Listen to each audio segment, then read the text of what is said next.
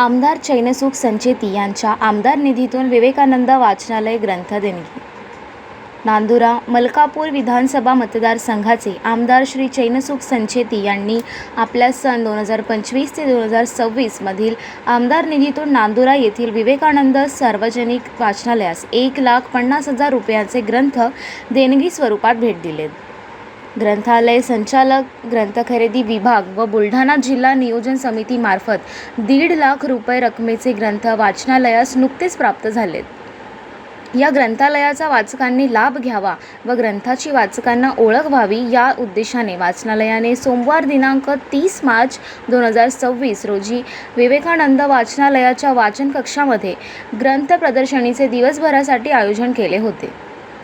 या ग्रंथ प्रदर्शनीचे उद्घाटन वाचनालयाचे अध्यक्ष विजय सारभुकण यांनी दीप प्रज्वलन करून केले। या प्रसंगी वाचनालयाचे उपाध्यक्ष संजय नेमाडे, ग्रंथालय भारतीचे राजेश राठोड, प्राचार्य विश्वास थोरात, ग्रंथपाल वृषाली आडोळकर यांसह बहुसंख्य वाचक वर्ग उपस्थित होता। या प्रसंगी वाचनालयाच्या वतीने आमदार चैनसुख संचेती यांचे आभार मानण्यात आले। Prime media 24 news Gopal Dhage, Nandura, Buldhana.